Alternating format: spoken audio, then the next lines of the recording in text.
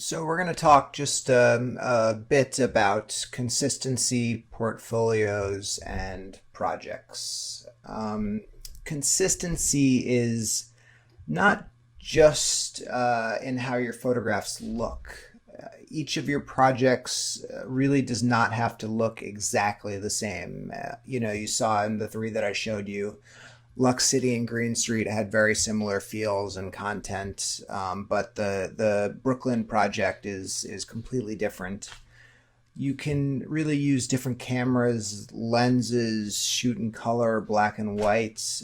Your work can look starkly different, but you can still be a consistent photographer. It is important for each project to look very consistent.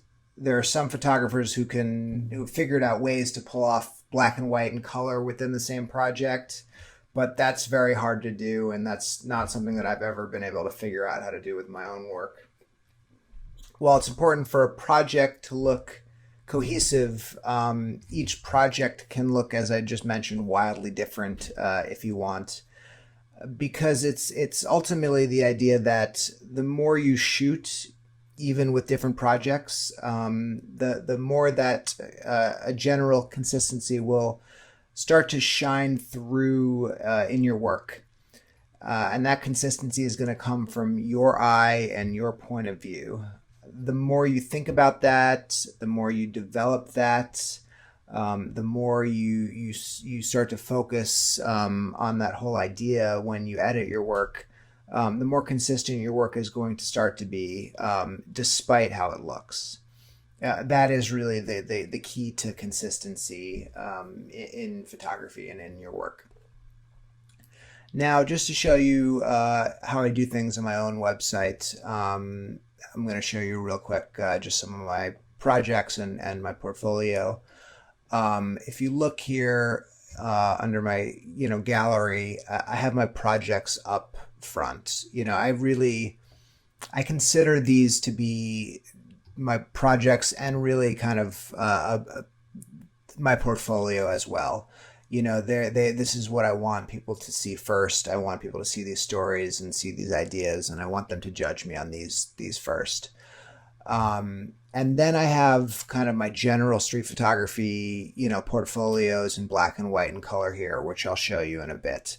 I also consider those my portfolio, but those are a little bit more of a variety of work that has a different purpose, for selling prints, for showing people kind of quick hits for something like that. So for the projects, Lux City, the way I set it up on my site is, I didn't want to show the entire project of work at the beginning. I wanted people to get kind of a sample of just some of the best work. So, I have right here from Project Selects, I have the cover and 25 different photographs kind of that I show. And I like that it's kind of in a slideshow where you can kind of look through like this. So this is kind of generally, a tighter edit of the work. And then, I created a little, an index right here, if you see. So this is also of the selects, just so people can kind of pick and choose like a photograph that they want to see and see it here. And then I also have, I have found a book plugin, and I created the entire book is also on my website for people to see the current edit of the book. So this is kind of also a great way for people to kind of get the full scope of the entire project here while still starting off with the selects. I did the same thing for 100 Green Street. 100 Green Street, I started with the book view and have the project select second and the index third. And you'll see that I don't have the Brooklyn portfolio up on my website or any of the photographs in my portfolio right now. I'm really waiting for that to kind of marinate a little bit and get a little bit more mature before I kind of pick and choose the images that I want to include in there. So if you see here, I'm going to go just show you real quick my street photography portfolio. Kind of show it like this so people can kind of get a sense of all the photographs and then pick and choose what they want. And you'll see that I have, 2.5 pages of photographs. I've been shooting for about, nearly 20 years, primarily in black and white, although a decent bit of color. And I have about 50 images that I'm showing in black and white, and about, I think, probably less than half that in color. And even, 50 images in black and white is still a lot. I show a little bit more than I would because I do sell prints and because I want people to see a variety because I use them for different things and narrating different things. And so, generally, if I was just kind of showing like, my work for just a portfolio thing, I would probably show even less than that. I think probably, 25 to 30 images is a lot for people to look through as well. And I'll show you here. Just kind of, how the website's set up. It's an image gallery, which is great.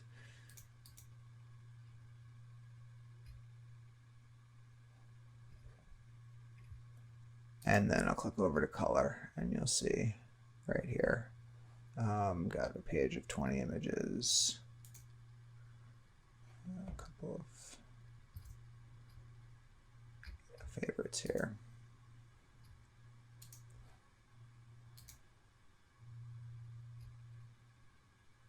And so it's not, it's not very many images. It's the color is a little bit more of, very tight edit of my work. While the black and white has a few more images like that. So it's kind of really important to think about when you're creating a portfolio or a project, how you want to display it. Do you want to show both, portfolio and a project that are kind of similar? It depends if you sell prints and want people to see your top hits, or if you really want to kind of show a story and a narrative, or if you want to show both. It can, really just be the, the way that people kind of judge you as a photographer. It's the first thing they're going to think about. So do you want them to judge you on your stories? Do you want them to judge you on like the top hits of your work? So I would really think long and hard about what kind of direction you want to go at first. You can always show both, but I think which one you're going to put up front, how you're going to display it, can really define you as a photographer. So it's a fun thing to think about, but it's very difficult, and it takes time to develop your portfolio and your work to really start to, come to conclusions. And I think you're going to find that over time, you're going to change this around significantly. Even these days, I will go back and I will, completely change things around, maybe every year or something like that. It almost never stops.